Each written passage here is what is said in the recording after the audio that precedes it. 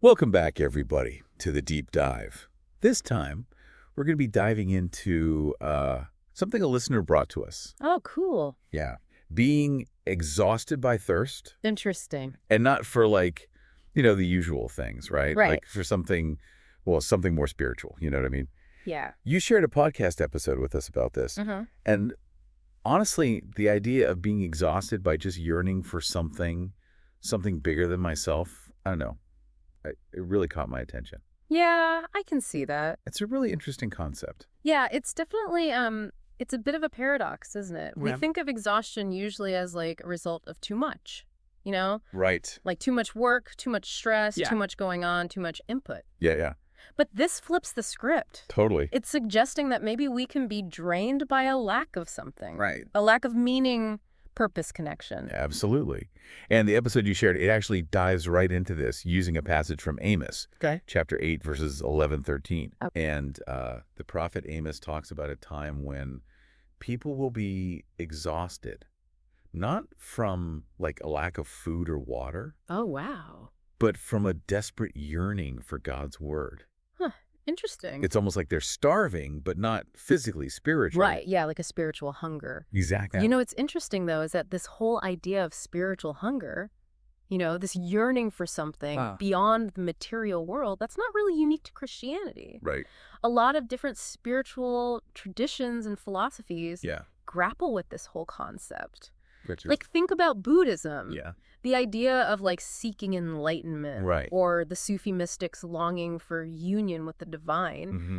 It seems like a universal human experience, Yeah. This feeling that there's got to be more to life than just the stuff we can see and touch. For sure. Yeah. So true. And the podcast episode really emphasizes how crucial this hunger is. Right? Like, it's for growth. Yeah. It's like just as our bodies need food to survive, Yeah. our souls need nourishment too. That's a good way to put it. Right. Yeah. And that nourishment comes from seeking something beyond ourselves. Yeah. Something that gives us that meaning and purpose. It's true. And if you think about it, that yearning, that desire for more, that's what drives us to learn, to create, to like connect with others in a meaningful way. Totally. It's what pushes us to become better versions of ourselves. Yeah. But as the episode points out, there's a flip side to this. Right. Without that hunger, that thirst for something more, Yeah. you risk falling into a kind of spiritual complacency. The episode actually uses a really strong phrase. No. It says that satisfaction can lead to spiritual death. Wow. Like, what do you think they mean by that?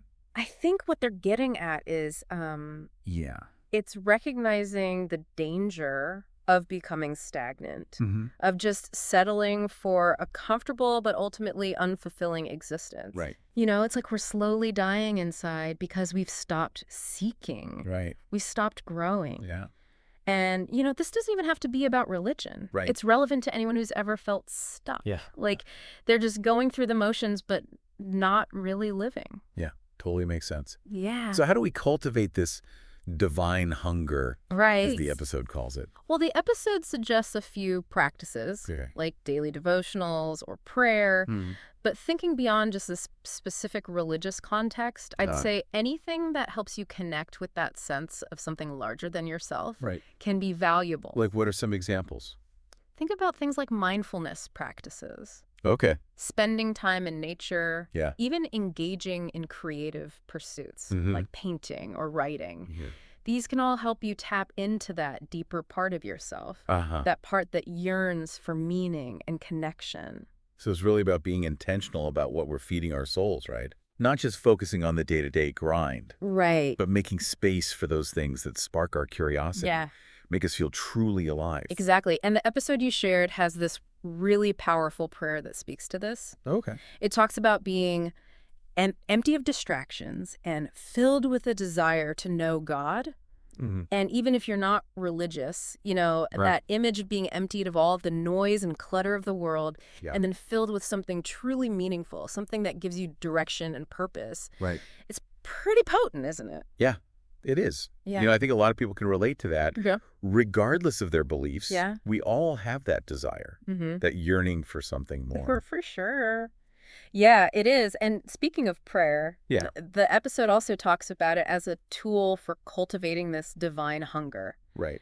Now, prayer can mean different things to different people, Sure. but like at its core, it's about intention, you know? It's about like consciously focusing your energy on something you deeply desire. So even if someone isn't religious, Yeah. the act of setting an intention, of really putting your heart and mind into something you want to achieve Right. or experience can have a powerful effect. Absolutely. Okay. Think about like athletes visualizing their success before a big game, Right. or artists channeling their emotions into their work. Yeah. It's that same principle, you know? Yeah. Focusing your energy, your intention on something you deeply desire. That makes a lot of sense. And the episode actually shares Right. a personal prayer that really emphasizes this idea of constantly seeking, Mm-hmm. never being satisfied with your current level of spiritual growth. Right. It basically says, don't let me get complacent, keep me hungry for more of you. And there's that word hungry again. Yeah. It's interesting how the episode uses that metaphor of like Yeah. hunger and thirst Yeah. to describe this spiritual yearning. It's a really powerful image.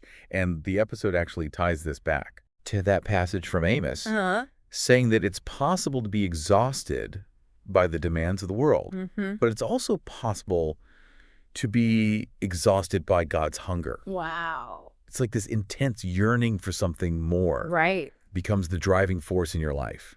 And again, you can apply this beyond a strictly religious context. Yeah.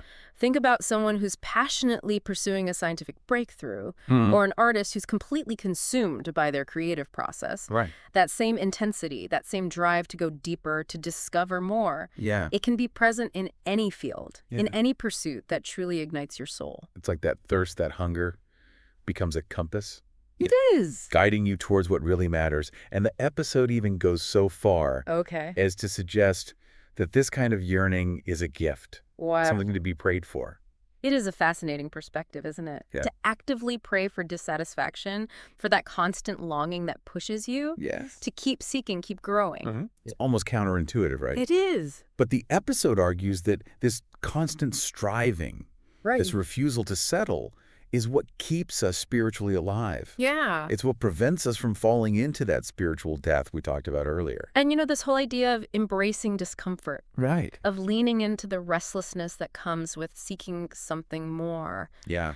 that's not always easy. No. It can be challenging, Right. even a little bit scary. Right. Because it means constantly pushing yourself outside your comfort zone, Absolutely. question your assumptions, being willing to grow and change. Exactly. But ultimately, I think that's where the real growth happens. Yeah. When we're willing to embrace the unknown, to step outside those comfortable boxes we've built for ourselves. Right. That's when we truly start to discover who we are and what we're capable of. The episode actually has this really powerful line where the speaker's praying Okay. and says, "Stop me from being satisfied.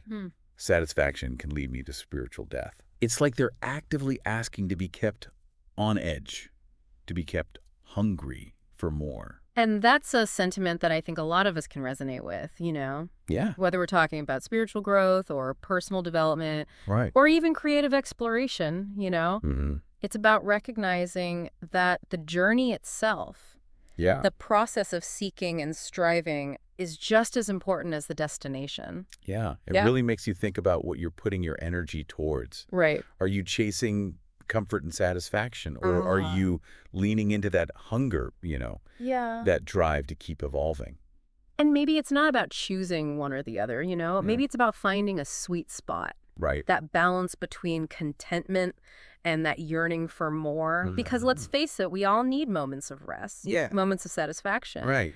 But if we stay there too long, Yeah. we risk becoming stagnant, losing that spark that makes us feel truly alive. It's like we need to be mindful of what truly nourishes us, Right. both Yeah. physically and spiritually. Yeah. And maybe part of that is recognizing when we've become too comfortable, when we stop challenging ourselves to grow. Right. And that challenge might come from different sources for different people. Yeah. For some, it might be through their spiritual practice. For others, it might be through their work, their relationships, or their creative pursuits. The key is to identify those things that push you beyond your limits, Yeah. that make you feel like you're constantly expanding your horizons. This whole conversation has me thinking Okay. about how this idea of exhaustion by thirst Yeah.